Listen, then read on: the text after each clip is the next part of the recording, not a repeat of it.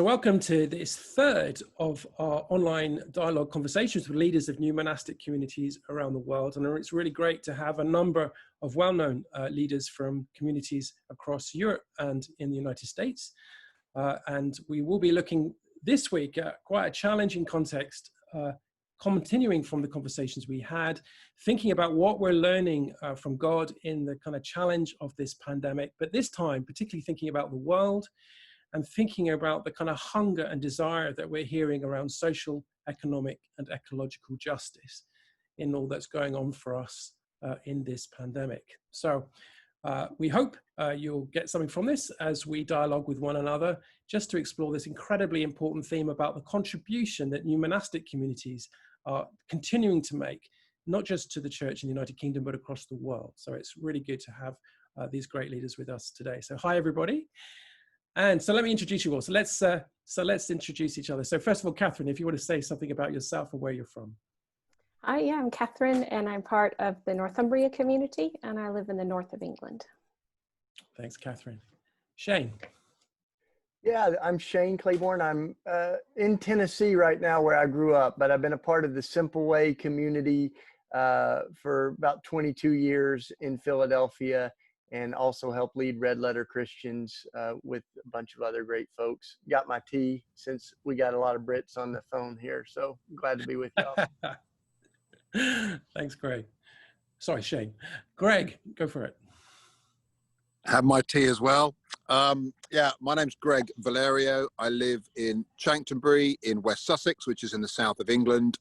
I am one of the founders of the Society of St Columba, and we have a small 23-acre farmstead here for our sins and a small flock of sheep.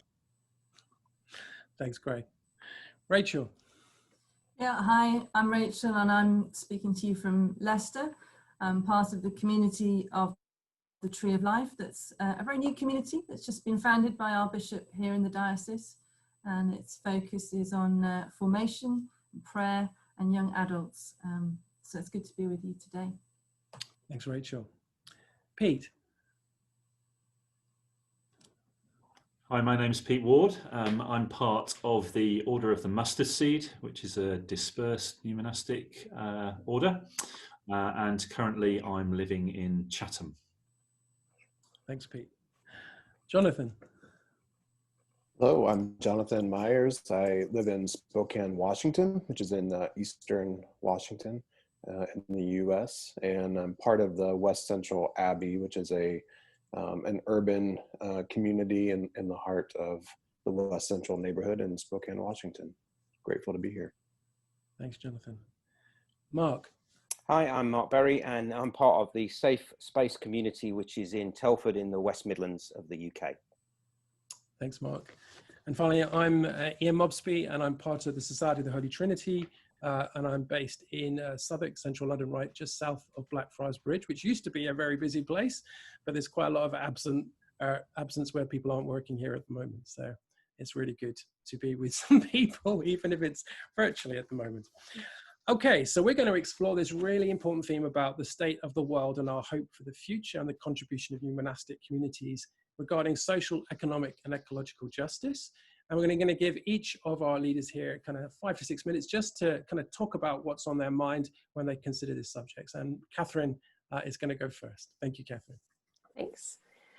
Well, I've been aware of how much my thinking has been limited, and I'm having to learn to think in fresh ways. And I stumbled across again this quote from Einstein that says, "We cannot solve our problems with the same thinking we use to create them." And there's a friend of mine, she's connected to the Northumbria community, who's a prophetess. And on Pentecost this year, actually, she received a picture, and on it she saw wheels turning with dripping blue ink.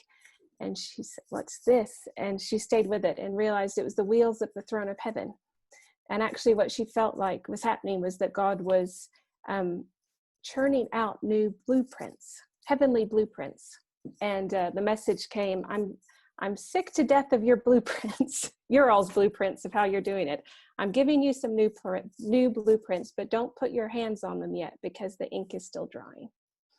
And so that's just stayed with me and in my imagination to think, okay, God, what are the blueprints that you're giving us? Because all of ours have messed things up. And so, what are these new blueprints? And I found myself as well, in particular, thinking about how we might reframe our relationship to the earth. And monasticism, of course, has we share it really across the heart of it, a component of hospitality. And I find the etymology of that even fascinating, that the words that make it up actually can mean guest, host, or hostility. These three kind of different terms all in the one. And there's a certain sense in which I think we have taken Genesis 1 and 2 as Christians and think we know what that means. We think, oh, okay, we've got dominion. Yes, we're in control of the earth. It's ours to do with as we please. It's given to us. The earth is a thing. At the worst, perhaps, in our thinking is to think of it as a commodity for our own ends. At best, I think in this framework is to say that we as nice Christians will be a nice host to our guest, the earth. Now, I've been living at our mother house, Nether Springs, for a long time, and I feel like I've gained the art of hospitality in terms of being a host. But I have been, because I haven't traveled that much in this time, I'm losing the art to being a guest. And there is a lot to being a guest, actually. There is a lot to learn, a lot of grace to receive. You have less control, but you're in a place where you can receive graciously as a stranger who's passing through somewhere.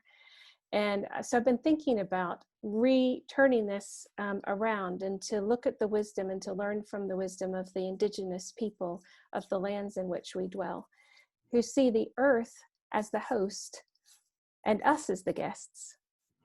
So instead of thinking about being a good host, how can we be gracious guests of the earth as strangers passing through, to honor the generosity that's been offered, to receive it well, at the very least not leave the place messy and destroyed. So also a step further, some of the wisdom from our indigenous people says, grandmother earth. They say grandmother earth. So not only is the earth not an it, it's a living organism. Not only is it alive, but it's our kin. Not only is it kin, but our elder. Not only our elder, but a loving, generous grandmother. And I think, if we start here on the inside, imagine, thinking about earth as a grandmother, imagine how everything kind of naturally changes and flows from that place. And I think part of the pause of lockdown has allowed me before Creator God to wonder how we are being invited to develop a new relationship, a new framework, a new way as monks to be in relationship with the earth. What are the new blueprints, the heavenly blueprints for how we relate to the earth? And if we were to listen to and relate to earth as our grandmother, then if you listen to her, you find out she's crying out in pain. She's burning.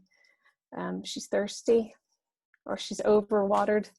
And then if we listen to our own children, literally our children and our children's children, lots of them are crying out and saying, what have you done with what's been entrusted to you? What are you leaving us?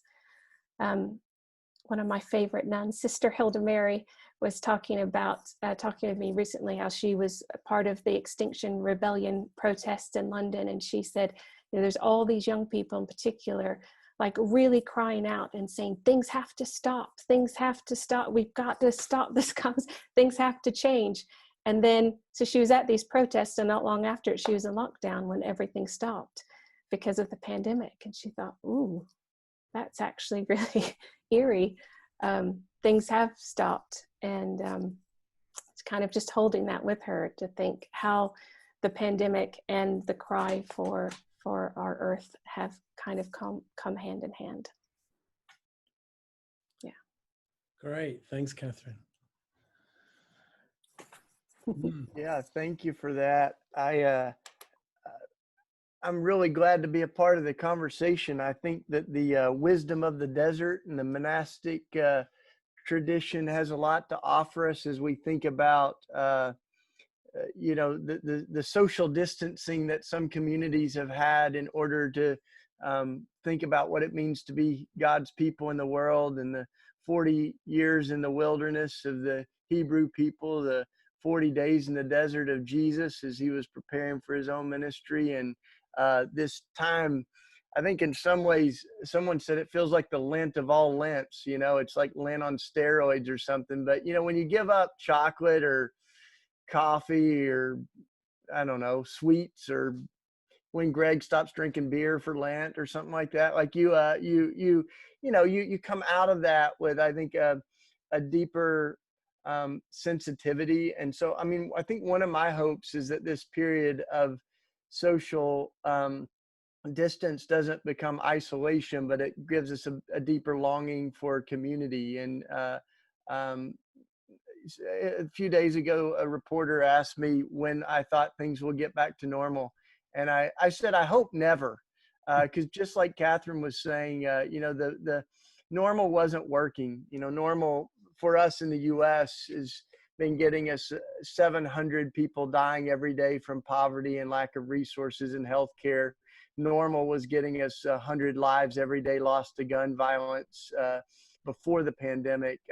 Normal got us George Floyd and Breonna Taylor and all the things that have created a racial reckoning in our country right now, 400 years of racism. So I think, you know, it's a great time for us to hit pause and reboot and think what the future can look like. You know, I think there's a lot of pruning happening. I was reading that verse in Hebrews. It talks about the shaking, and some things fall away. And we've got a beautiful grapevine, and it's beautiful because we prune it every year. At least Katie does. I always forget. But, you know, we trim it back. And I'm amazed by how much you're supposed to trim it back. You know, you trim it back to what almost looks like you know, nothing, and then it just goes nuts and takes over the whole block, really. And I think in some ways this is a time of pruning, you know, for us, that some things are fading away, and there's some things that I think really shouldn't be fading away, that there's issues of injustice and inequality, but I think there's some of our theology that does need to give way. You know, some people, the only answer they have for a pandemic is God is making this happen for a reason. And so, you know, when I see a 10-year-old raped, I don't say God did that for a reason, you know. So I think some of us, we're going to need to have a bigger theology that can hold things like a pandemic. We're going to need to let some of our theology go. Some of the worst theology is getting aired in the U.S. You know, I've been writing a few articles about the theology that says I don't need a mask because God will protect me, but I need an AR-15 to protect my family. You know, those contradictions that were already there, I think are surfacing even more. But I mean, I've been amazed at the imagination that has happened. There's incredible creative ways that people are doing community in the pandemic. There's I mean, this morning I talked to folks in the Philippines on the Zoom, and it can feel a little flat, you know, but I think there's amazing things that are happening globally, organizing that's happening, that we can, you know, think outside the box as we think of what it means to be God's people in the world right now. And in some ways, you know, the word apocalypse, it doesn't just mean zombie, you know, invasion or something, but it means a revealing, you know, a ripping away the veil, you know, some of the things that have overshadowed our vision fall away. And I think it is an apocalyptic time in the sense of revealing a lot of things that we need to see. In our country, we see what 400 years of racism means as pre-existing conditions for a pandemic, that it's affecting some of our most vulnerable people, especially people of color. It's been said that when America catches a cold, African Americans catch pneumonia. And so we certainly see, you know, folks in prison and in other places because of our history that are especially vulnerable right now. So I find myself really engaged. We just did a 130-mile walk from Charlottesville to Washington, D.C. on the anniversary of Dr. King's March on Washington, when he gave his, iconic "I Have a Dream" speech. But it was, I think being out in the streets, that was so healthy for me. So I think sometimes in our monastic communities and orders, we have a withdrawal that I really think this is also a time that we need to huddle, and we also need to engage and mix and be in the world right now. And especially in circles where white folks are a minority. For us in our country anyway, I think that has been really clear, that all over our country, we've got a second movement happening around racial justice that's happening alongside the pandemic. And all over our country, thousands of people are saying, we can't breathe, alongside George Floyd and Eric Garner and so many others that have been crushed by police violence. So I think we can listen to that. And I'll close by saying, I think the Romans verse that says the entire creation is groaning as in the pains of childbirth. And, that vision of is not a terrible vision. It's a beautiful vision, but it involves pain and sweat and groaning. But we're giving birth to something new. And I think that's happening in our country as we see the labor pains and the sweat, the tears all over our country. We have a wonderful activist, Valerie Cower, that gives an image of darkness. And she kind of raises the question, is this the death moment of the tomb? Is this darkness, the death, the darkness of the tomb? Or is it the darkness of the womb? And we're actually, America is just being born. And maybe in our world, I think we hear that groaning. And it hopefully is not the dying of our world, but the birth of a new world, and we get to be the midwives of it. So it's great to be a part of this conversation. Thanks for having me. Great. Thanks, Shane. Thank you. Yeah, I mean, is it the darkness of the tomb or the darkness of the womb? Well, I certainly would go for the latter, I think.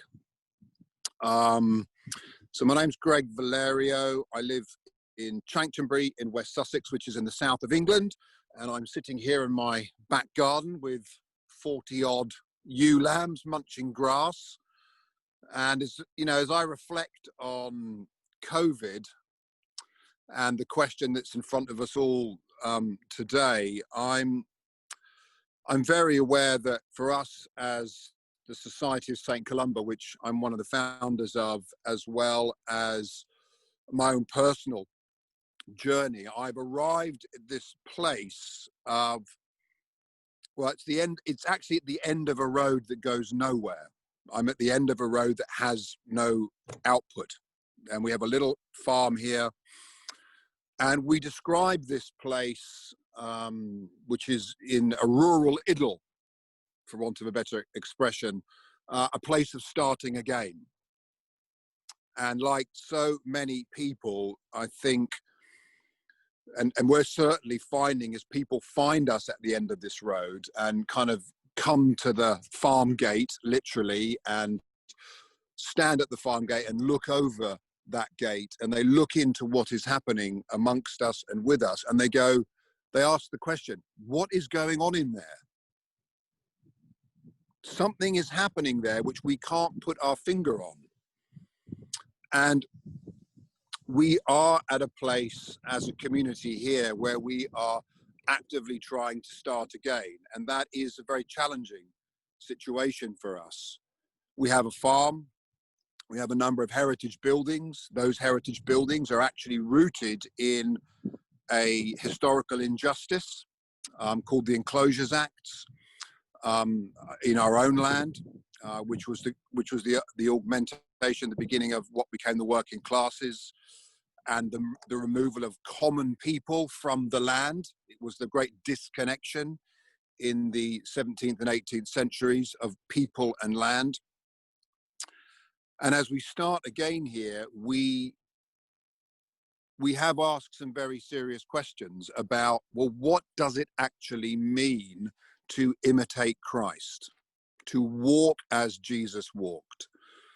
And we do draw on that ancient wisdom of the Celtic tradition, which is indigenous Christianity in the British Isles. But we don't look back in a sort of a woo-woo, wah-wah way, as though we're sort of engaging in some sort of mindfulness piece. For us, Christianity is the call of Jesus. For us is the call to be workers in the fields. So whether that's workers in the streets or workers in the fields, as we debramble fields physically, we are being debrambled. As we fence new lines, as we plant new hedge lines, as we begin our forest garden woodlands, everything we undertake, everything we enact, everything that we touch, we understand it to be a physical material embodiment of what God is calling us to, which is the starting again. And we don't assume that the current ecclesiology or the current way of doing things is going to be the way it should be done in the future. In fact, for us, it's almost like a complete reboot. It's a complete reset. We're back to the baseline.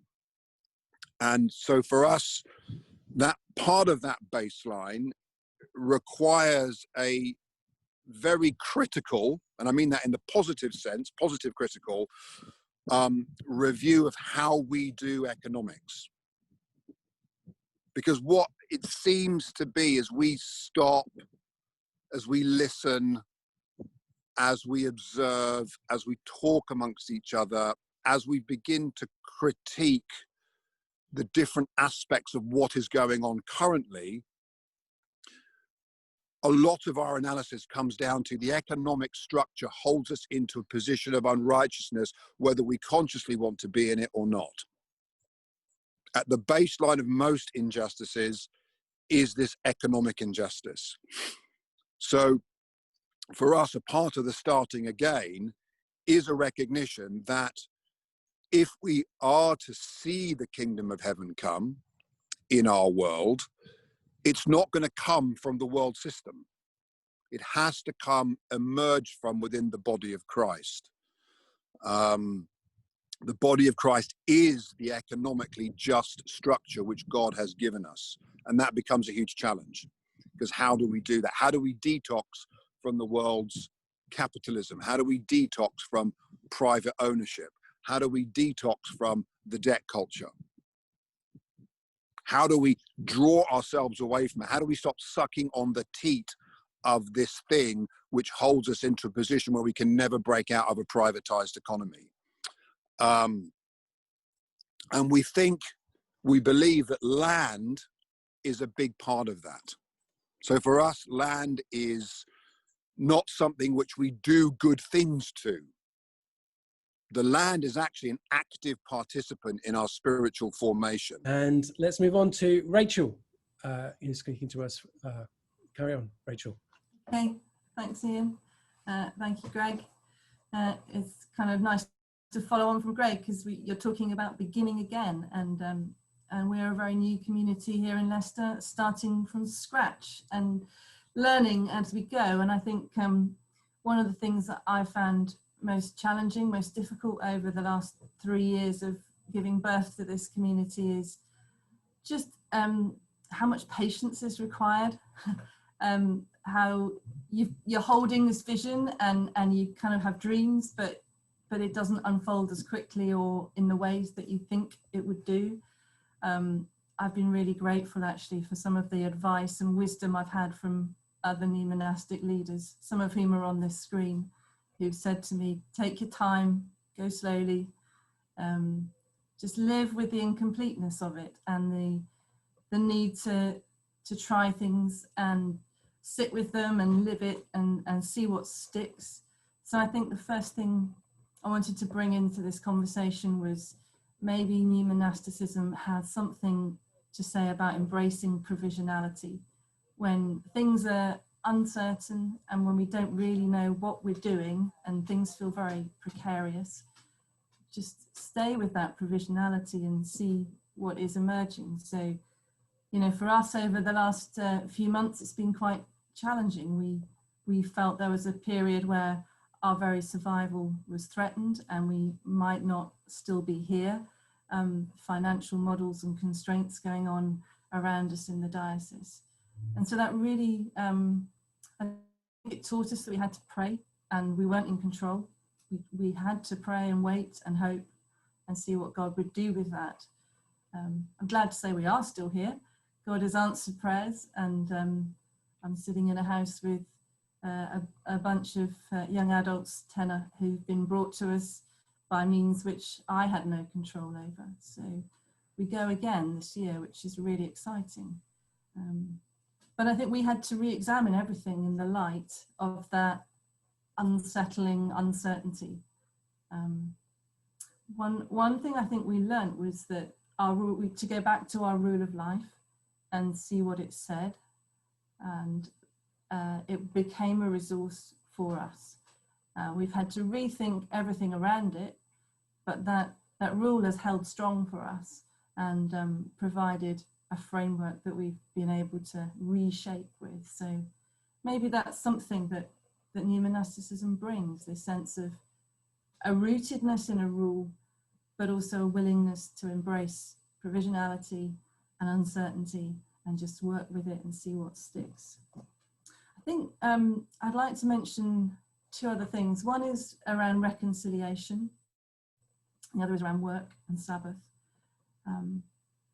I think in Leicester, the issues around racial justice being raised this summer have been really keenly felt. Outside of London, Ian, we are the most diverse city in the UK, and a lot of different cultures live here side by side and do that well. And yet the pain and the anger was really keenly felt here and in our community. So I think for us, sitting with that and learning to listen to one another has been the thing that's helped us most. So some in our community were feeling that pain, and others were just became aware that we hadn't heard it and didn't understand it.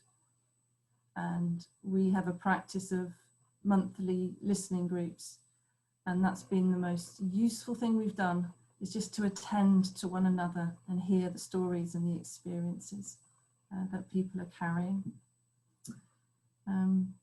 Yeah, the last thing I wanted to say was around work and Sabbath. It feels to me that we're having lots of conversations with people around the workplace, around dignity and identity and people's value, the value of what people bring in their work. And when that's stripped away, who are they? What are they? When we were shaping our rule of life, we chose to put work in as one of our spiritual practices. And of course, we put Sabbath in as well. And so trying to work with this balance of Sabbath and work and how God is with us in each. I think for me, Sabbath has been one of the most life-giving practices through this time, when I just felt like I had to keep going, had to work. Stopping has been important. And I think Sabbath is teaching us to let go, and letting go in the face of this uncertainty and trusting in God in it has been one of the threads for us, I think. I'll stop there. Pete. One of the good things about going at this stage means that you know that what you've thought about so far isn't completely off beam, so that's good news. So okay, so in our last conversation that I was involved with, I reflected on how monasticism has something to offer the wider body of Christ in terms of stability, and this has continued to be a theme for us in the Order of the Mustard Seed. With traditional orders, as a dispersed order with access to the amazing technology we have available to us today, even though we hate Zoom sometimes, for us in the OMS, many of our practices have continued as normal. In fact, we were possibly even able to be more ourselves than usual. We've been able to organise online prayer watches during the pandemic that have brought the order closer together. and have provided our members with rhythms of prayer, connection and friendships that would not have existed without this pandemic. We're very cognizant of the risks of this, with the potential for online gather time to draw us away from local engagement.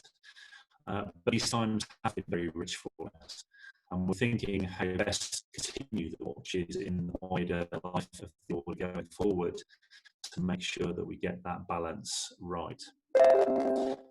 Two of the key themes of the past few months for me have been to notice and to listen. I think practices we champion within the new monastic network, such as bringing Christ into all aspects of life, and our focus on spiritual formation through reflective practices such as examen, lectio, and those kind of things, helpfully guide us towards a place of thankfulness and hope that is a helpful witness to those around us. I found great value in the depth of our practices to carry me through these troubled times. When I found myself needing to be in self-isolation, it was good to notice and to be thankful for even the smallest of things. For the wind in my hair, the sun on my cheek. It made me particularly thankful for the grounded earthiness of those within our networks, some of whom are on the call today, from Celtic traditions particularly, calling us to notice Christ in all things. I know I personally have much to thank the Northumbria community for in this regard in my own spiritual journey. The convener of our order, Jill Webber, is currently engaged in the development of our Mother House seed community, and we've been digging into the Beatitudes as a part of that process. Mark Scandrett and the 9 Beats Collective have been helping us to reflect upon and to practice the elements of the Beatitudes, and I've particularly noticed the opportunity to listen as a part of that journey. The Black Lives Matter march in Chatham coincided with our exploration of the way of lament and provided an opportunity for me to engage in a way I hadn't fully explored before, to engage with people's pain, regardless of whether or not I agreed with their proposed actions to resolve injustice. It was good just to hear and to try to understand people's lived experience, and not to try to debate or offer opinion, as so many were consumed by online at the time. I have much to learn in this area, and I'm very aware that my listening needs to lead to action, but I've certainly learned to engage with people's lament and to join them in it before the Lord, before leaping too quickly to my own thoughts or opinions. As an order and through the wider 24/7 prayer movement, we still have much to learn in this area, and we're being helped in this by the Black leaders within our network, for whom we are so grateful. I wonder, can we in the new monastic network be an antidote with our reflective practices and our desire to listen to what so often becomes toxic public debate in this and many other areas? I started my reflections mentioning stability, and these last few months I've been reflecting on another of the Benedictine vows, obedience. Ned Lunn's book, Ash, Water, Oil, was particularly timely for me in this. I've been feeling that the OMS and perhaps the wider new monastic network needs to dig deep into the wisdom of Benedict, not to attempt to recreate his particular vision, but to allow it to challenge some of the excesses of 21st century life and to question some of its assumptions. We're all aware of the abuses that can come with investing too much into institutional power structures. In exploring what it might look like to sacrifice some of my own autonomy and individuality, however, which is such an idol in Western society, I think we have something to model in mutual radical vulnerability and submission, and in holding our disagreements well. Perhaps we can model some of the unity that Christ prayed for in John 17 and be a helpful and prophetic challenge to both the church and to the world. Thanks, Pete. Jonathan.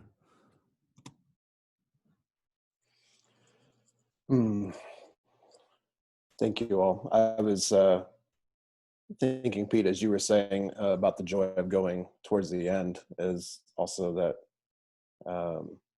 so much richness has already been shared. I don't know what else, there is to say, but I'm in a an urban neighborhood in a small city in Washington State, and the neighborhood that I'm in is known around our city as Felony Flats. It's a deeply economically impoverished community. Even people that have homes are really, really struggling. And so I resonated with what was shared earlier. I mean, in some ways for our community, the pandemic has not affected people who were already incredibly poor and without housing. This didn't make things any worse. It just it impacted which coffee shops they could go in or not go in to get a cup of coffee or to use the restroom. And so we're trying to be a place in the neighborhood that offers beauty and peace and rest and life, in a neighborhood where most people don't think that people deserve to experience beauty or peace or rest. And so thinking about that in terms of the monastic traditions, we're really oriented towards place. And so which is helpful and it resonates with me. I tend to lean more towards learning from the Franciscans and from the Celts, and then certainly from our indigenous siblings here, as was mentioned earlier by Catherine and others. And we think, I like to think a lot about theologian Randy Woodley's phrase, the harmony way. And what does it look like to live the harmony way? And I think that draws on my hopes for what new monasticism or kind of monastic ways of life offer in the middle of a pandemic. And that's the ability to slow down the information that we take in, slow down the economy that we have. I mean, here in the US, our economy, we found, is crippling because it was based on entertainment and services. Well, most people can't afford entertainment and services, and so eating out and the like. And so what does it look like to slow down? What does it look like to listen, to deeply listen? So I appreciate that word has come up several times already in the conversation. For me, the image that's kind of seared in my brain from this pandemic was very early on, with side-by-side photos of the Los Angeles skyline. Literally just a couple weeks after lockdown happened, the skyline was actually clear and there was no smog over the city. And can we listen to those images? Can we listen to our Mother Earth, our grandmother Earth, and pay attention to her groanings? Can we listen to our Black siblings who are crying out, "I can't breathe," and listen to the heart of the cry and not just the words itself? So it's a deeper listening that I think the monastics have taught us over the millennia. And then I think about simplification. Place has changed. I mean, we have an abbey, but we don't get to use it. We don't get to be there right now. And so place looks like our home. It looks like our neighborhood. It looks like the forest that we can maybe drive to or walk to or bike to. It looks like our own gardens.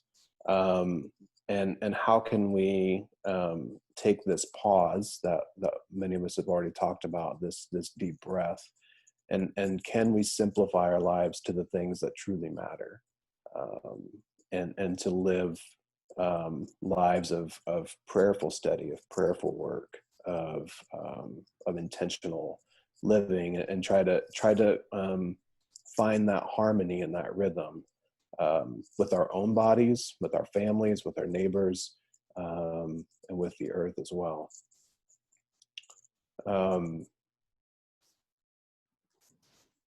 And we've shifted in our community. When I came into this position 3 years ago, our community was named the West Central Episcopal Mission, and it just didn't feel like a mission to me. As soon as I got there, I mean, people were eating dinner together, people were hanging out in the courtyard together. There was activity happening there. Some of it might have been illegal, but people were together, and I was like, this just feels more like an abbey. There was a farm. We still have a farm. And so we've really tried to lean into this idea of not being about doing and more about being. And I certainly am. I love kind of all the missional stuff that's been out there, but it's really more about not doing things to, but being with people.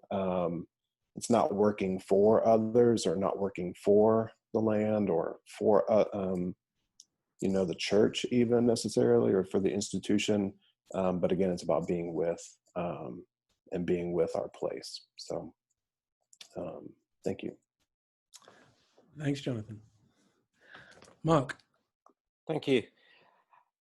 Yeah, I kind of get this idea of the pause and the breathing, but in some ways I've been reflecting on a different analogy for it, really, which is that of the forced reboot.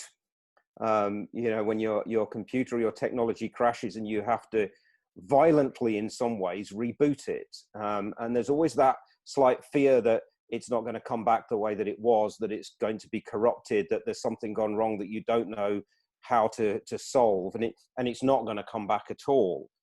And I spend most of my time, and I live in a very working class community, and I spend most of my time with folk who are struggling with addictions, mental health, just living life as life presents itself to them. And I think for many that's kind of how it feels.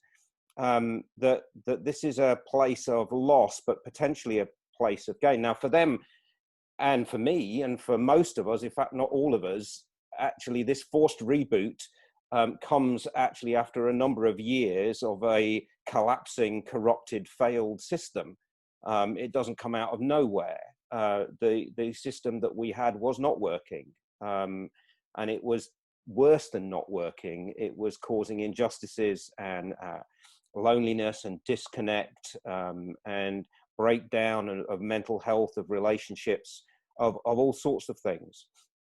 And so in some ways, a sense of a forced reboot has been what's in my mind. I, like many of people, have been not working for the last 6 months. I've been on what we call furlough here, and face the uncertainty of that, which sadly, or well, depends how I feel at any one time of the day, has led to an ending for me and a redundancy, and that's the reality that a lot of people are facing over the next 3 or 4 months.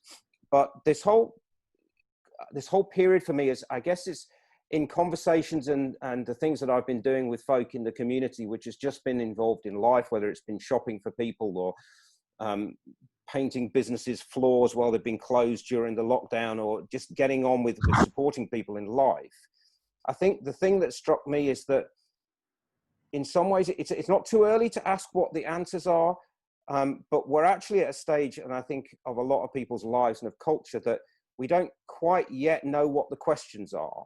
The questions that we had were the wrong questions, and how people think about what it is to be human and what it means to live. The questions that we used to ask about that: what do I do? Who am I with? What do I buy? What's my life's purpose? Those questions are failing, and are longer the questions that I think people are asking, if they are asking at the moment. Jack Meserov, the sociologist, wrote many years ago now about adult learning, transformative learning, and he said, we go through a process every day of trying new schemes. We know what we want to achieve, we know what our purpose is, and we try different schemes to see what's going to work. And he says every now and then, on a much rarer occurrence, we go to a deeper level of learning where we realize that none of our schemes or none of the ideas that we've had for schemes are going to work, that actually it's our perspective that ends up being changed. And he says that that's often due to some kind of catastrophe where suddenly all of the ideas that we've had are completely irrelevant. And we have to ask not what are our answers, but what are our questions? What are the perspectives that we see? What are those deep things? And I think for me, as I've been spending time with folk, the questions that are coming up are deep questions, but very ordinary questions. Questions like, what do I need to be human? What does life mean? Who do I value? Who gives me life? Who do I need to be around me to thrive? What do I need to do to feel human? What do I need to do to step out of the kind of things that were dragging me down, that were making me stressed, were closing my horizons down? How do I open up my horizons and see life in a different way? How do we belong with each other when actually all of the things that we did before we can't do? And here in the UK, we've gone from everything opening up to now things starting to close down again, and people saying, well, how do I belong? What does it mean to be part of a community? And I think those questions are the ones that people have been asking in very ordinary ways. What does it mean? And I think those two great pillars of Western society, of individualism and consumerism, have crumbled in the last 6 months, because people have had to learn what do relationships mean? Who do I need to rely on? Who do I need to connect with? Who will I miss in this time? Who makes me that I can no longer see and connect with? And we haven't been able to buy the things that define us. So we've had to ask different questions about what does it mean to be human? And so those questions, I think, are really, for me, have seemed to be really important ones about actually that sense of what it is to be human and healthy.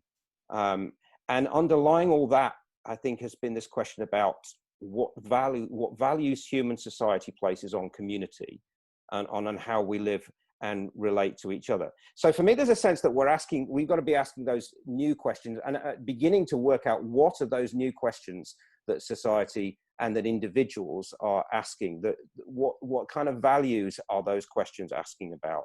What kind of relationships are those questions asking about? So some of that sense of beginning to ask new questions, because I think our perspective is changing. And for me, I guess, as I reflect on what it is to be part of a Christian community and a new monastic community, I think I'm getting to the stage where I think, actually, you know what, offering models is not where we're at. And saying, well, look, here's a model of being, why don't you try this? Or here's a model of being that might suit you. Because to some extent, those play into those pillars of individualism, consumerism. And my gut feeling and my cry now, I think, is in this time where we are going through this forced reboot and we're entering into something which we just don't know yet and we don't understand, what we need is leadership. And we're not getting leadership. We're not getting leadership from the ways that we expected to get leadership in the past, from our politicians and our celebrities. And, you know, we're getting leadership from young kids. We're getting leadership from, you know, local organized groups, whether it's, you know, it's the environmental groups, or whether it's you know, Black Lives Matter, whatever it is, but actually leadership is changing. And the question for me as a new monastic is how do we as a community offer leadership to those around us as society? Leadership that is a different kind of leadership, that is about listening, that is about learning together, that's about finding out what those questions are. And how do we offer that sense of finding different patterns of life together that allow people to breathe and think about values in a different way and think about connections in a different way? So I guess that's where I'm at the moment, as somebody who's still in the middle of having to think about life in a different way without being able to say, what do I do for a living? Or, you know, where do I drink? Or, you know, what my hobbies are, because those have all gone out the window. And I'm in one sense trying to say, well, how do together with the people that I live around, how do we find new questions to ask? Thanks, Mark. Okay, my turn. Try to articulate what I want to say in response to everything that everybody else has already said. So I think for me, just a few things. Firstly, I'm really inspired at the moment by rereading the work of Richard Rohr and Leonardo Boff and the work of the liberation theologians. That kind of whole Catholic tradition has a really important voice, that not one that's easy to hear at the moment, but I think a really important voice around justice. And I think the cry of the earth, the cry of the people at the moment is really key. So the Extinction Rebellion came through here. There were over 1,000 people marched right past here this week as part of trying to shout and to government to wake up to the reality of today. And I think the themes I'm hearing, I think, are around that wonderful passage in 2 Corinthians chapter 5 and 6, where we have that wonderful image. You know, often it gets translated or watered down to the idea of reconciliation. But the image in that is around a God who seeks to restore all things back into right relationship, all matter to be put into right relationship with one another. That's everything. That's the universe. That's everybody. It's beyond just money. So I think everything in me at the moment is shouting, and our culture is shouting and seeking for action. But the worry is, and this is where I think the monastic community is a big part to play, is that even though people are shouting more, the gap between where people are and government is widening. We're seeing a new authoritarianism happening and lack of accountability at government. And I think religious communities have played a part in many times to challenge that gap. We remember in this country, the United Kingdom, that in the carnage of the Industrial Revolution, it was religious communities that called for justice and formed new communities to reach out to the poor who were dying in the terrible machines, the children torn apart from trying to service machines that were 24 hours a day to maintain the industrial complex of the 19th century. And here we are, you know, we discover again, I like the idea that Shane has already said around the revealing. We're revealed that the capitalist market society doesn't work. It reveals that actually the society collapses when it's not about making money. And so I think there's something for the church to, I think we need to wake up. First, it's great that we are being challenged not to be so middle class. You know, the church is far too around privilege.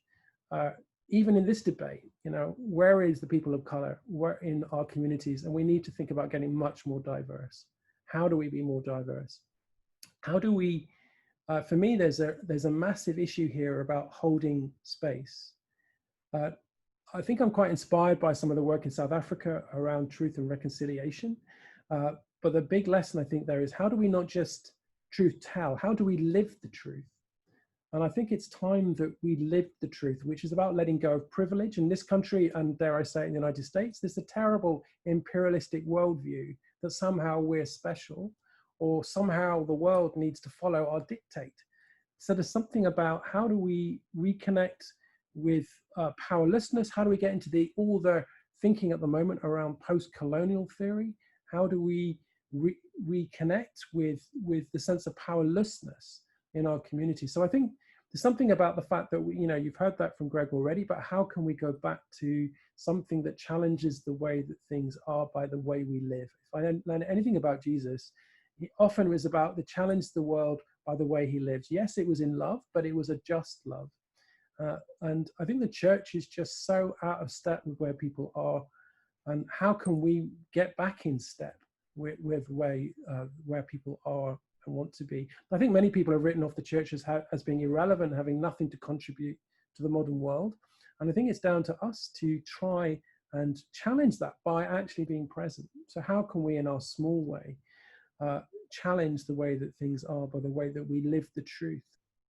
I think the other thing I just finally wanted to say, that maybe we, in the way that we challenge things, has got to be something about how we make real politics. I think there's something about the fact that many Christians see politics as a no-no, and I certainly hear the tension between prayer and activism, and how do we hold those two things together, which I know many people have written about. But I think it's really significant that Richard Rohr's book on the universal Christ has come out right in the middle of this pandemic, has been pushed, because I think it's a lot to say, and we have to recover a common humanity. We have to let go of our programs. We need to let go of our need to be in control. We need to allow the Spirit of God to reconnect our common humanity and let us lead us to places which might feel uncertain, might feel that we're in a place where we feel it's a dangerous place, but one, I think that's essentially what Jesus is calling to us. Now, some of us are called to be more friar-like. I think that's my calling. Some of us are called to be more monos. And I think that the different vocations of the communities will be different, lived out. We have different charisms. Some of us are called to prayer. Some of us are called to activism. Some of us are called to both. But the challenge, I think, is how do we live that in the reality of our broken world? And I think the church needs it. I think the church is really struggling to find its place. And I think we can contribute it by the way we live. If there's anything about new monastic communities, is about living out the faith practically in our context. And I need to do that here in this entire place where the parish church is completely collapsed, where we're seeing huge numbers of homeless people. Now, that was one big lesson. The homeless people were in Southwark, this part of London, were accommodated, and there were no street homeless for 3 months. So it just shows you what is possible when people are willing to make those sort of sacrifices and changes. And now, the terrible thing is that people have gone back onto the streets, that people have been kicked out of prisons with nowhere to go but to go straight on the streets. And it's time that we spoke up about this and challenged the way that things are, not just by the way we live, but by our participation in structures that we live. I feel that more strongly now than I did before the lockdown. Right, I'll get off my soapbox now. Right, so there's lots of themes that people have shared. I'm going to invite my friends here to unmute. And please, if there was something you wanted to respond to or question, this is the opportunity to do so. Yeah, Ian, I'd like to just respond to your kind of concluding comments, because they certainly resonated with me.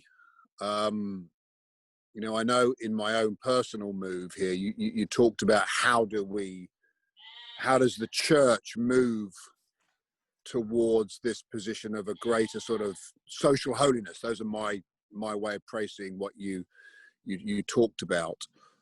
And I am challenged by, we need to physically, where we position ourselves physically, geographically, is one of the foundational movements. So I know for us here, we have intentionally moved to a place where we are isolated, but we are not alone, if that makes sense.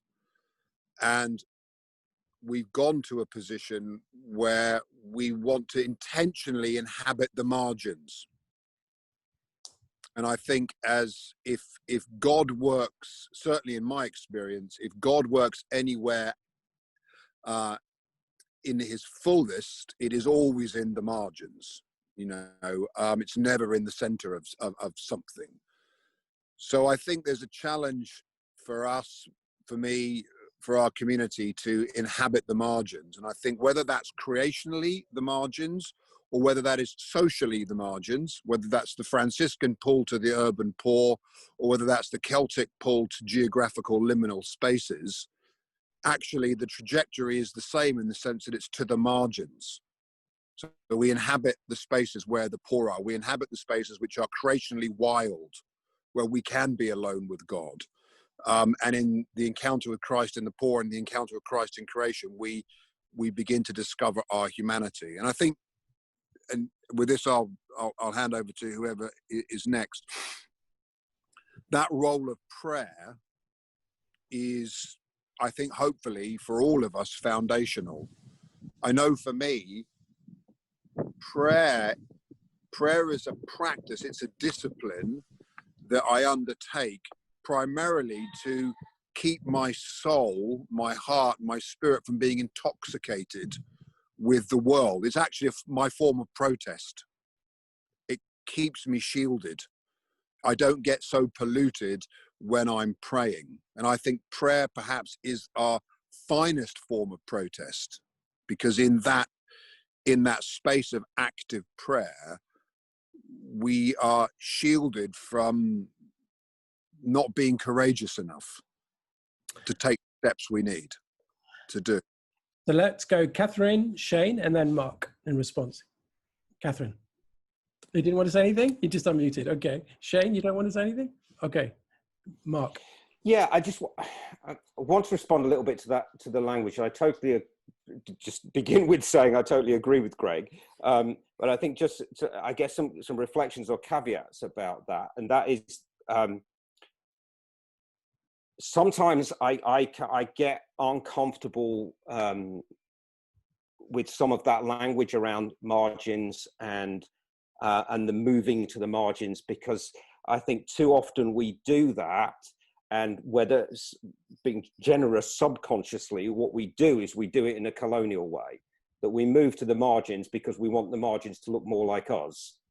And so we seek the transformation of the margins. And the other thing which I think sometimes I struggle with is is in moving to the margins, I think we need to recognize that often we are the ones who've created the margins in the first place. We are the people, the culture that has pushed people into places that create those margins. So I am, as somebody who's moved into Telford and been here for 15 years and committed to living my life here now, I completely agree. But I think it's just that sometimes there's a frustration that I think we move into the margins, or we move into those places, and yet we carry with us the remnants and the psyche of colonialism that says, I'm moving to the margins to transform them to be more like me. And that's just, for me, is a sense of discomfort and disquiet about what it actually means to live on the margins. And again, that sense of, are they really margins, or are they my margins? Yeah. Thanks, Mark. Views across the pond? Jonathan, Catherine, Shane? Come on. I just say I appreciate, first of all, I just appreciate seeing your face and hearing your voice, Mark. It's been a long time, but that's one of the things that we have to be particularly concerned about in urban environments, of that move from one place to another, particularly when you're coming from a place of privilege like I do. And so just a snippet of a story about doing some canvassing and around the neighborhood. We were doing some organizing around housing issues in our neighborhood, and we were looking at abandoned houses or vacant lots. It's like, we have all these homeless people, all these vacant lots and empty houses. Why can we not bring these things together, right? Talked to two new homeowners in the neighborhood, both young. And one guy, he says, he's like, I'm all for gentrification. Like, let's bring the housing prices up. Let's, fix up these broken looking lots across the street. Another young family, two young women of color, they were like, we just bought a house in the neighborhood in the last couple months, the same as this other guy. And we're very nervous about gentrification. We're here because this is home, and this is where we've been and where we belong. And we're very nervous about that. And so that's one of the things that we're concerned about in our neighborhood, because on the margins of our neighborhood is a wealthy, brand new built community. And it's putting a lot more pressure on our neighborhood. And that's one of the contexts that we're in. And so again, yes, totally agree with Jesus on the margins. And that's where we find life and good ministry. And it's tricky and complex. And there are things to be aware of, and a lot of blind spots with that. Well, I'll just say that in our context, one of the things that's become clear is that the pains that we see in our streets and around our country also fall along a fault line of race. And, we spend a lot of time focusing on the 81% of white evangelicals that voted for Trump, and there's some great signs that that's changing. But what we don't talk a lot about is, as you get outside of the landscape of white evangelicalism, it's the exact opposite. Over 80% of non-white Christians are standing against the policies that are hurting so many people on the earth.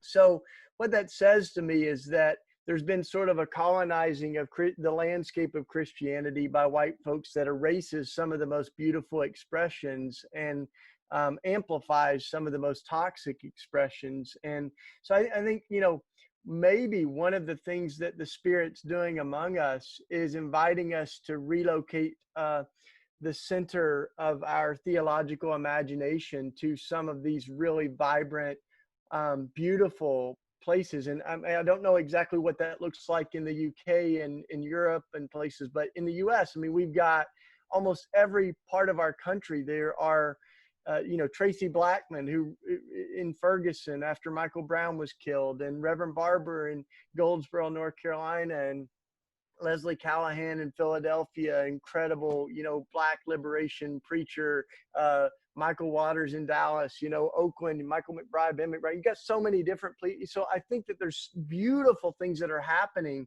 And I kind of think a part of our spiritual vitality as white folks in particular may be contingent on our leaning in and learning from and being among those places that are rising up right now.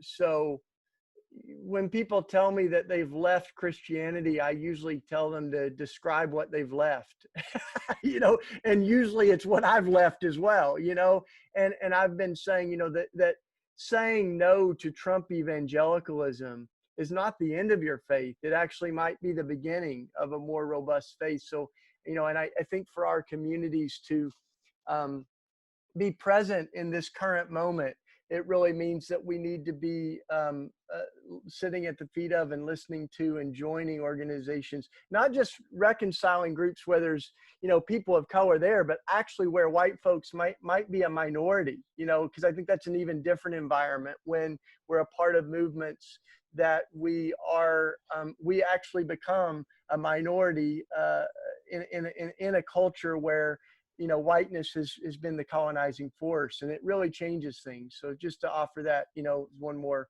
thought on this. Thanks, Shane.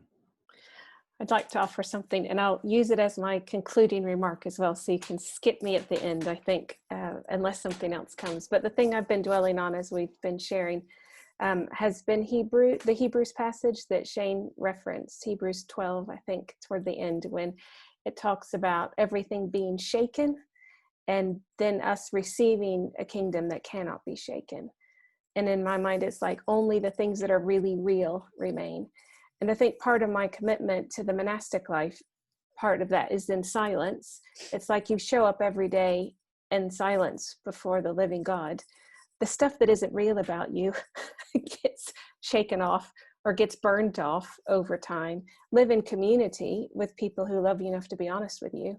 The stuff about you that's not really you and kind of crappy, that gets shaken off, burnt off over time. And so I think there's a kind of willingness to allow yourself to be shaken and burnt for the process of becoming real, becoming more true and more yourself that we engage with on an individual kind of a way. But I think what we're talking about is what's happening is a kind of collective, not necessarily voluntary, but collective shaking, a collective burning that's been happening. And so the theologies that are too small to hold what's happening have been shaken off. The worldviews that are too small and with the center only in one small place get shaken off. The questions, you know, Mark was talking about the questions like, what should I buy? Like that question has just fallen away. It doesn't hold.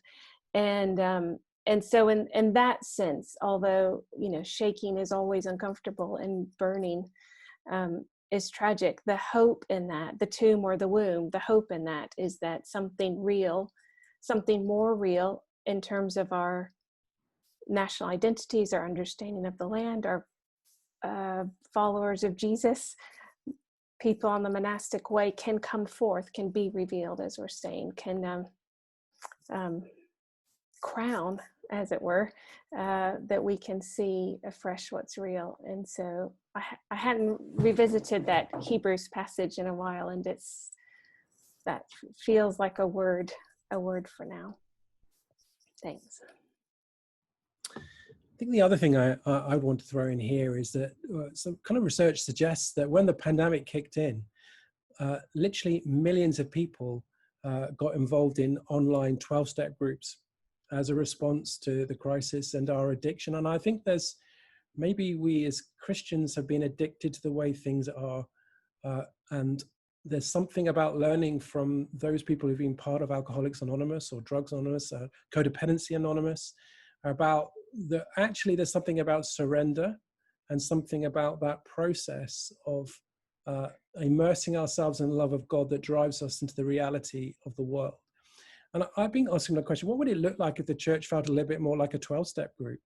What would it look like if our fellowships had that sense of utter commitment to liberation for not just our healing, but for the healing of entire communities? And what can we learn from that whole 12-step movement? Because it seems to me, in the spiritual, not religious world, that there's a sense that they've been expecting this to happen, and we've been kind of caught on the hop. So that's what I've been exploring, is that how can I live out, what would it look like to have a 12-step new monastic community? How exciting would that be? It's not that dissimilar. They've got their traditions, they've got their 12 steps, which are not dissimilar to a whole rhythm of life. And it's a sense of seeking God and a higher power for transformation of all things. But starts with taking responsibility for our lives and responsibility of others. And so that's been on my mind is, it's a shame that, that the church is not kind of reflecting on that kind of liberation that I think the 12-step can show us in these difficult times. Well, with the 12 steps, it's interesting that that not only do you have the 12 steps, but there's some core principles and values outside of the process, right? You're probably familiar with that. And I've been learning this too. And a couple of those are of the Alcoholics Anonymous and the recovery community, is that they generally they avoid real estate, right? So they meet in other people's spaces, and they are adverse to having paid staff. It's a fellowship of people that are helping one another. And as I read this list, there's not generally a spokesperson for AA. It's a community experience. There's a lot that overlaps. And it also struck me that some of the things that are the downfall and causing the hemorrhaging of the church right now are having real estate, paid staff, and they don't even, AA doesn't, they're suspicious of large donations because it would make them dependent or allow that person to have too much power. So all these things I'm reading them, it's like a wonderful critique of the institutional church. And I was thinking of how much we have to learn from that sort of grassroots fellowship as well. And some of it may be by necessity that we have to rethink things, like vocational pastors. I mean, a lot of the pastors in my neighborhood are bivocational anyway, just because there's small storefront congregations that don't have enough to pay them, just for being a pastor. So I think those things that monastics have had, cottage industries and things like that to try to support, we may have to reimagine some of that as a church. So it's a good invitation to imagination there from the recovery community. Yeah, I'd add to what Shane's just said. I think this piece around how we do the money, the ownership, is going to become increasingly more critical for us. And I've been around the church general, for over 30 years now, and we've never really consistently, as a body politic, engaged with Jesus's teachings around money and ownership and wealth and distribution, and productivity.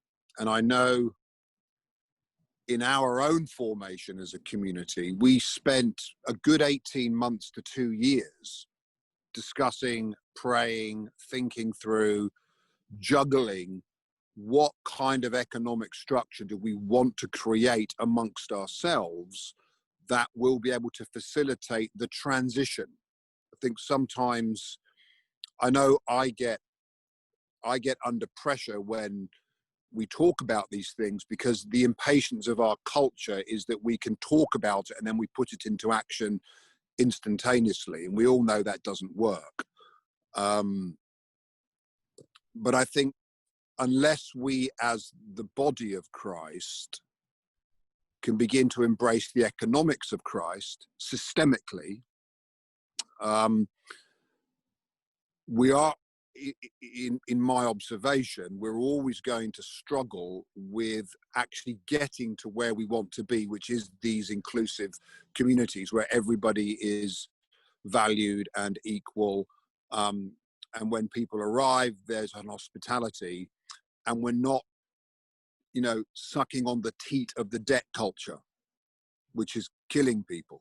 No, it's been great to be a part of the conversation. I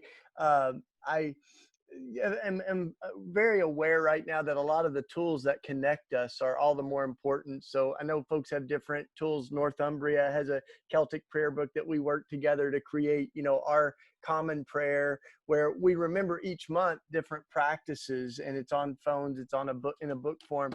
But that's been really helpful for me to remind ourselves of the core principles, one of which is ecological justice and racial justice and simple living and nonviolence and prayer. So I think that rhythm is all the more important to create some stability and sanity to this chaotic time. And the last thing I'll share is I remember many years ago, the wonderful Phyllis Tickle, who passed away, she talked often, and others have as well, about the church needing a rummage sale, right, every few hundred years to get rid of the clutter. And I think there are times that you have rummage sale because you realize I've got 4 bikes in my basement and I don't need all of those, right? And there's other times that you have rummage sales because, I don't know what you call them in the UK. Is it rummage? Is that all right? Like, yeah, like yard sale, garage sale, whatever we say. But you get rid of some of that because we're actually pretty desperate. You know, we need to get rid of the clutter so we can breathe better. And we also need to really remember what is important. And I think this is one of those times, you know, where literally we are being refined so that we can be more healthy. And so the virus is doing that. And I think, you know, as I look at that final scripture in Revelation that gives this beautiful vision for a renewed city, the New Jerusalem. And it says the river of life runs through it. It's not polluted. You know, the tree of life flourishes. And it's this beautiful vision of the Garden of Eden, the garden vision meeting the best of the city. And so this idea that God is renewing the earth is there, and, you know, the gates are left open. People live without fear. But the other thing that strikes me as I read it recently, I'm pretty familiar with it, but is that it says that there was no temple there because God dwells with the people. So that vision too is one that I think maybe we walk away from this pandemic and we question some of the stuff that we have, and we go, what is this vision of what God is doing? You know, how many of these buildings and institutions do we need? How can they be better used? You know, how can we hold some of these things with hope in hands? Because just as Jesus preached in the temple, he also preached in the street, and he healed with mud and spit, and he made kind of God's love, like, and healing evident right where God, you know, where Jesus lives. So, you know, I think we can think outside of the box right now, and it's communities like the you know, so many of the ones that you all are leading that I'm honored to walk alongside and learn from. So thanks for this conversation, Ian, and everyone. Thanks, Shane. Greg. Yeah, thank you. Ecological justice. Maybe just tell a story where, for me, it all kind of came into harmony. And it's over the summer, we've been doing morning prayer outside, and you know, we hold the silence in our prayer for quite a long period of time, primarily because it's helped us to learn to listen better. I think that's the purpose of silence. Certainly, I've discovered in the Benedictine order, silence is actually a very unnatural thing when you reflect on it, but it does help us to listen, and it helps us to listen far more acutely. And as we would pray in the morning, a yellow hammer would come and sit on the telegraph pole and sing alongside us. And this would happen every morning. Every morning we get, you know, a little bit of cheese and whatever song that it sings, a little bit of bread and no cheese, which is the English translation. And it became for us a very harmonious occurrence to the point where when he didn't turn up, we noticed his absence. Creation continues to do what creation does. The oak tree grows into an oak tree. The yellowhammer sings the song. You know, the sheep in front of me are eating, you know, grass. What does sheep do? They eat grass and live. That's what they do. Creation actually is very good at balancing itself very quickly. The imbalance is the humanoid who seeks to exploit. We must untwist our lives so we are then walking in harmony with it again, as we were always intended to do. Thank you. Rachel. Yeah, I think in this conversation, it feels like we've named so many catastrophic things that are happening, so much chaos and so much upheaval. And I suppose I want to end on a note of hope that in our prayerfulness, we can be a non-anxious presence for people and be present to one another and to God and listen to people. I think what I've noticed is people are just more open to share their vulnerabilities in this time. And if you listen and ask, they want to talk about what they're worried about and about their prayer and about how they're seeking God in this. So I think that's the thing we're called to be, is prayerful and present and share our vulnerabilities, but in a non-anxious way, because nothing will separate us from the love of God. Nothing in all of this. Yeah. Thanks, Rachel. Pete. I think one of the things for me from our conversation is in all of the four areas in your question, Ian, our job is to live with the questions, and to listen well, to provide spaces for people to have those conversations well, to model the ability to communicate well about disagreement. You know, perhaps part of this new leadership that Mark was talking about is to model a different style of leadership that allows those grey areas, those difficult conversations, where we still love each other, where we still, you know, kind of maybe strongly disagree with each other about our positions, but actually go and have a nice Trappist beer at the end of it all. And you know, kind of you know, the thing that Rachel shared earlier on about provisionality and rootedness, I think is a key stream for us that we hold at this time, where, you know, the world will very quickly want answers to all of this stuff, and I think we need to be there to say, hold on a second, you know, there are many answers.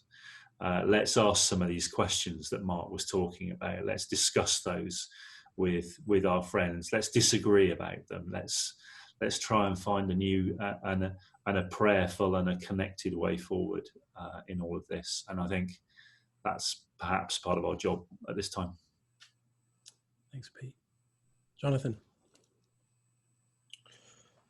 Yeah, thank you all so much. I've learned so much, and I'm really rejuvenated by this conversation. So thank you. I'm reflecting on how many monastic communities were founded in like abandoned places of empire, and I'm thinking about acts of resistance, and thinking about the word presence, and thinking about the word listening, thinking about the word simplicity,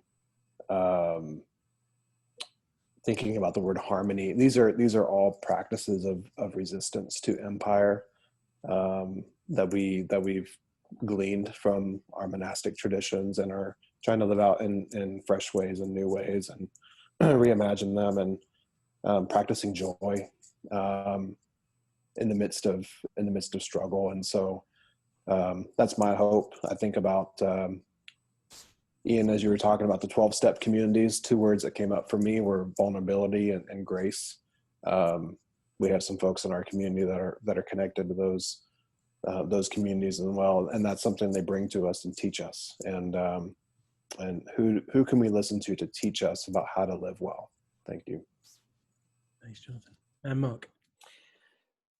Back in the Occupy movement was going on, there was a banner that I saw, which has become a bit of a cliche, but it still rings true to me, which was, it said the system is not broken, it was built that way. And I think that's something that keeps coming back to me. And pushing the analogy I was playing with earlier of the forced reboot, it's, the apps are not functioning in our world because the operating system is built badly. It's not the apps that are failing, but the operating system on which they rely. And I was just struck by that. What we need to some extent is think, what are our perspectives? What's the deep place of question? And I think some of the struggle is we pick out little bits and we focus on each different app and we go, that's not working, let's sort that app out. And actually there's something deeper. And I was struck by, Greg just said about creation didn't fall. And it just took me back to that Genesis when God kept looking at the world as he was creating it and saying, it is good, it is good, it is good, it is good, it is good, it is good, it is good. And it's like, actually, yeah, what does that mean to keep, how do we look at the world that we're in and say, how do we strip back all of those layers and layers of crap and find what is good that is still there? It's not time for another middle-class white solution. It's not time for another scheme. We need to strip back all of that and get right back to saying it is good, and let's rebuild from that moment where we can look at it and say it is good. Thanks, Mark. So thank you, everybody, and really important conversation. And my thanks go to Catherine, Rachel, Shane, Jonathan, Mark, Greg, and Pete for this conversation. And if you haven't already found it, please do check out the other conversations in YouTube, and there'll be more. On Facebook, do check out the New Monasticism Network. There is an international one and a UK one as well. And we really hope that you benefit from this, whatever's going on for you in this moment. And let's keep going in the complexity of the situation we found us in the hope that God is with us. So goodbye.